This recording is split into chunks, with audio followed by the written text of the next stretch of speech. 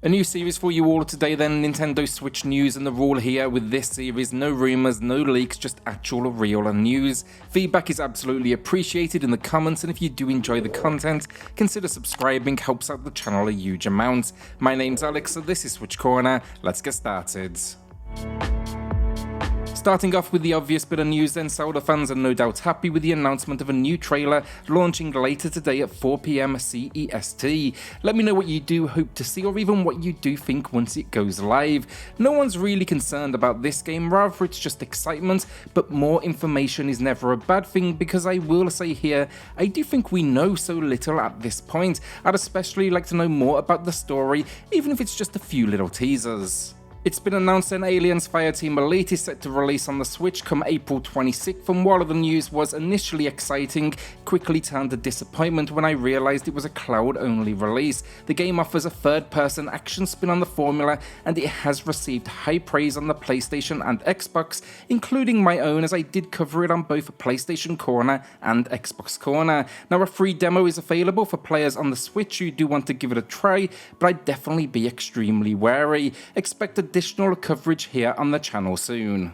Sega and Amplitude Studios have delayed the release of Endless Dungeon on all platforms to October 19th, and sadly, that date does not include the Switch. The Switch's release date will be announced at a later date. This delay is to improve the game's balancing, meta progression, onboarding, and just overall polish by incorporating the community feedback, and I definitely do support that. Too many games are relying on patches to fix issues, rather than aiming for quality from day one. The game is a sequel to Dungeon of the Endless, which combined roguelike dungeon crawling with defensive strategy, where players protected a generator while trying to escape.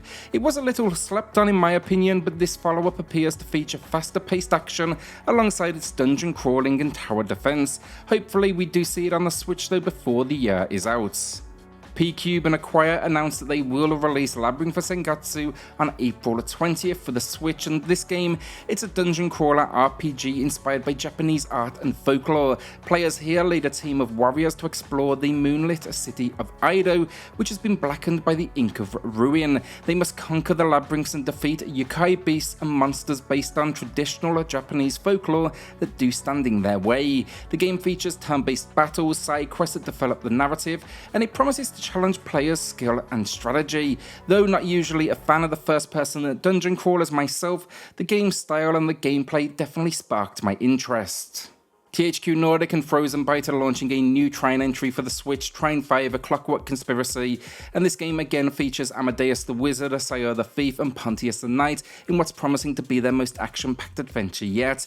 It has puzzles that change difficulty based on the number of players, as well as tactical multi-phase boss fights. The game offers 20 levels in its well-loved fairy tale world, and once again players can play this one alone or with up to 3 friends in online or local co-op. Their mission here is to push back a fearsome clockwork army and save the world of Trine. An announcement trailer has also been released as well, showing off some gameplay. Definitely looks promising, and it seems we don't have too long to wait now here, with a summer 2023 release window. Noob, the Factionless, is set to release digitally for the Switch on June 29th, with a physical version available by the end of August. Now, this game follows 4 players from the Rush Guild on their quest to reach the Supreme level and become the Elite of the Horizon MMORPG, the Legendary class. What makes this game unique is the ability for players to actually explore each character's own, let's say, real world as well. So basically you've got the in-game avatar missions, but then it'll also allow you to complete quests in the real life as well. The game is currently available in early access on Steam, and feedback this far has been extremely positive. Inner Ashes releases June 30th on the Nintendo Switch, and this one sounds unique, and if done well it could be something special. It's a first-person adventure that puts players in the boots of Henry, a forest guard diagnosed with early onset Alzheimer's, and you'll basically be exploring his mind to discover why his only daughter, Enid, disappeared from his life. You'll travel through unique and dreamlike scenarios based on Henry's day-to-day life and mind. The gameplay mechanics actually dive into elements used to help Alzheimer's patients to basically mitigate their symptoms. So you'll be solving different puzzles to stimulate Henry's memory, and then you'll allow him to unlock key memories of his life with his daughter. You'll use post-it notes then to help Henry recognize objects and remember how to use them, in turn unlocking those past memories. Definitely sounds unique, and it could again be something really worth checking out on the Switch. Powerwash Simulator is getting a physical release then, but Switch collectors should be aware it's just a code in a box, and for many that really isn't going to cut it. The physical release is set for April 18th, but on a more positive note, it launches alongside the free Muckingham expansion that adds in additional locations. Arc Extinction expansion then went live just yesterday on the Nintendo Switch, and this is the third expansion available on the console. This new territory and storyline features titans roaming the lands. The expansion is free for owners of the Ultimate upgrade, while those with the base game will need to make a purchase or even upgrade to the Ultimate Survivor Edition, which bundled in all expansions. Definitely be checking this one out myself soon, and we'll find a way to feature it on the channel. Warhammer 40,000 Boltgun is set to launch for the Switch on May 23rd as a homage to the retro shooters of the 90s in, of course, Game Workshop's iconic universe. The game is a neo-retro over-the-top shooter with fast-paced first-person shooter action, fluid gameplay and glorious sprite art. Players take on the role of a space marine battling the forces of chaos with an arsenal of weapons in a pixel bloodbath. I was sold on this one immediately. The action looks to be exactly to my personal preference, and I'm really hoping here the action is reinforced with an over-the-top metal-infused soundtrack. Definitely high up on my wish list for 2023, so it's great to hear it's arriving so soon. Disney Speedstorm is set to release them for the Switch on April 18th in early access with a free-to-play version to come at a later date. While it faces stiff competition in the genre, I'm definitely curious to see how it handles. Microtransactions will no doubt flood the game, but I hope they do manage to keep it somewhat under control. Definitely curious though, are you willing to pay for the early access here, or will you be waiting it out? Let me know in the comments. Actual news around the game as well, a new character named Figment has been added to the roster.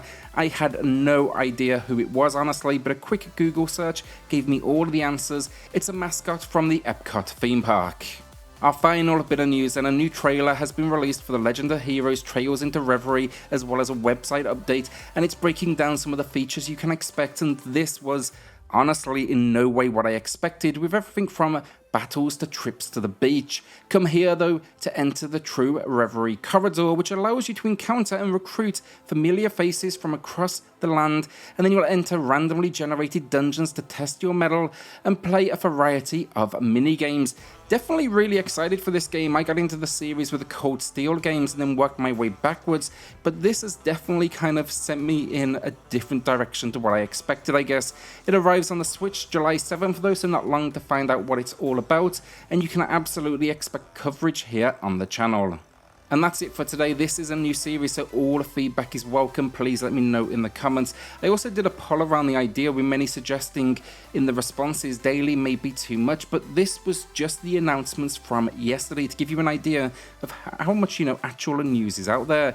A lot honestly happens if you do look through rumors and leaks for actual real news. So let me know in the comments what you do think, and if this is a series I should be continuing. Could be daily if necessary, but I won't be forcing out videos for the sake of it at the same time. So with that, hit subscribe, join us here for reviews, deals, news and lists daily, and I'll see you all on the next video. Thanks everyone.